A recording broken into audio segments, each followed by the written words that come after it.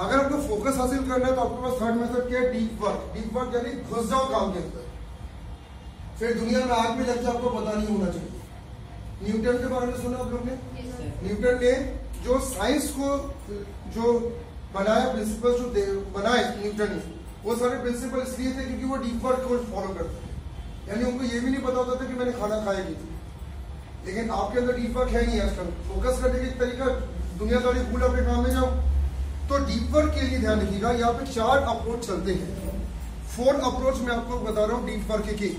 ये 4 अप्रोच में से कोई एक अप्रोच अगर पकड़ लोगे तो आप आराम से बहुत दूर निकल जाओगे। पहला अप्रोच जो आपका रहता है उसको हम लोग कहते हैं मोनेस्टिक अप्रोच। मोनेस्टिक अप्रोच, इस अप्रोच को ध्यान रखिएगा हम संन्यास अप्रोच भी कहते हैं। ये सबसे बड़ा अप्रोच दुनिया का कहलाता है। अगर कुछ आपको पाना ही है ना तो आप क्या करो, फिर अपने जीवन से सारी चीजों को हटाकर सिर्फ उसी के अंदर चले जाओ। संन्यास अप्रोच, दुनिया के जितने भी ध्यान रखना बड़े साइंटिस्ट पाए गए वो सब मोनेस्टिक अप्रोच वाले थे। उन्होंने हर चीज को छोड़ के सिर्फ एक ही चीज पे फोकस किया और उसी में जीवन से चले भी गए। वो बाहर फिर दूसरी चीजों में कभी नहीं गए। मोनेस्टिक अप्रोच का सबसे बड़ा जो उदाहरण है ये हमारे हैं बिल गेट्स। बिल गेट्स के भी मोनेस्टिक अप्रोच की कहानी मैं आपको बताना चाहता हूँ। बिल गेट्स ने जब माइक्रोसॉफ्ट कंपनी का स्थापना किया और दुनिया का पहला ऑपरेटिंग सिस्टम बनाने का श्रेय बिल गेट्स को जाता है, तो बिल गेट्स से कई महीनों अपने परिवार से दूर रहे और उन्होंने एक सन्यासी की तरह उन्होंने सबसे दुनिया दोस्ती काट दी। ना दोस्तों के साथ वो रहते, ना रिश्तेदारों के साथ, ना परिवार के साथ। वो सिर्फ अकेले बैठ के रिसर्च कर रहे थे कि मुझे एक जबरदस्त ऑपरेटिंग सिस्टम बनाना है। मोनेस्टिक अप्रोच ये नहीं कहता कि आप हमेशा के लिए सन्यास लो, ये कहता है कि बहुत लंबा समय तुम्हें क्या करना होगा, दुनिया से कट के काम करना पड़ेगा। तो मोनेस्टिक अप्रोच में आप काम कर सकते हैं।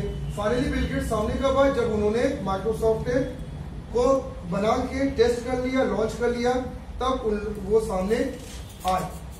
इसी तरीके से बहुत सारे राइटर्स की आप बात करें, बहुत सारे आप अगर साधुओं की बात करें, संतों की बात करें, धर्म गुरुओं की बात करें, तो ज्यादातर वो मोनेस्टिक अप्रोच में रहते हैं। ये भी मोनेस्टिक अप्रोच में थे। इन्होंने दुनियादारी से दूरी बनाई और हमेशा के लिए दूर हो गए।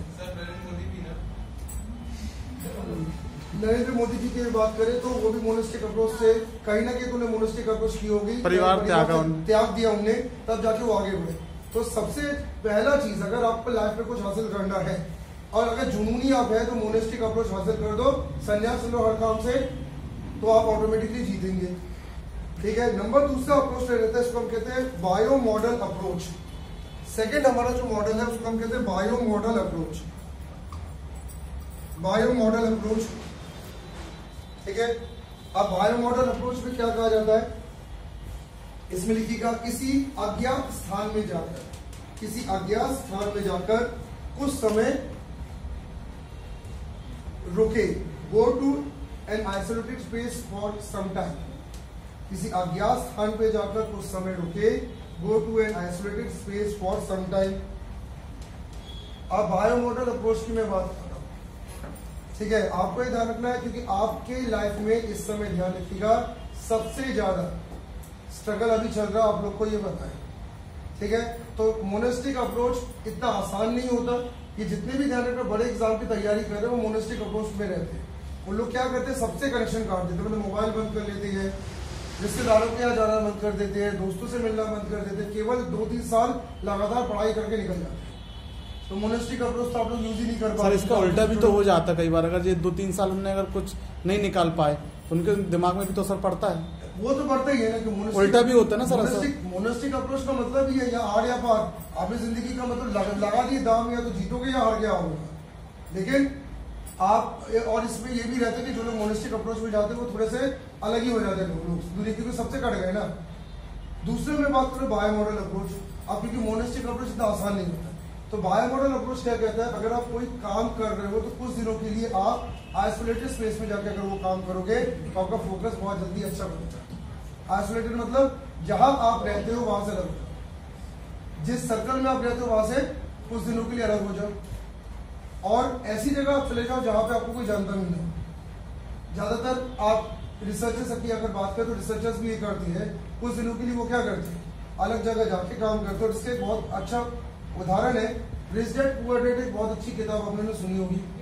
रिच डैड पुअर डैड के जो निर्माता है, जिन्होंने इस किताब को लेखक जिसको हम कहते हैं रॉबर्ट कियोसाकी, इन्होंने रिच डैड पुअर डैड इस नीति के अनुसार बनाया था बाय मॉडल अप्रोच। वो इस बुक को जब लिख रहे थे, क्योंकि बहुत सारा डिस्ट्रैक्शन उनको हो रहा था लाइफ में, उन्होंने क्या किया, सब कुछ त्याग कर रहा।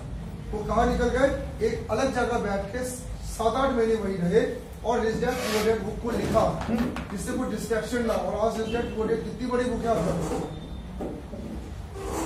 ठीक है। तो बाय मॉडल अप्रोच आप भी अपनी लाइफ में अप्लाई कर सकते हो। कैसे करोगे, आपके घर में कोई आपका पर्सनल रूम होगा, उस पर्सनल रूम में जाके अगर तैयारी करो तो बाय मॉडल अप्रोच है, जहाँ पे परिवार ज्यादा बीच में ना आए, जहाँ पे आपको डिस्टर्बेंसेस ना हो, जहाँ पे आवाजें ना आए, जहाँ पे ज्यादा आपको डिस्टर्ब करने वाले एलिमेंट घुसना पाए। अगर आप अपने घर में एक सेपरेट रूम में भी तैयारी कर रहे हो तो आप बाय मॉडल अप्रोच में ही काम करें, या फिर अगर आपके पास कोई 2-4 घर है तो आप दूसरे घरों में जाकर तैयारी करें।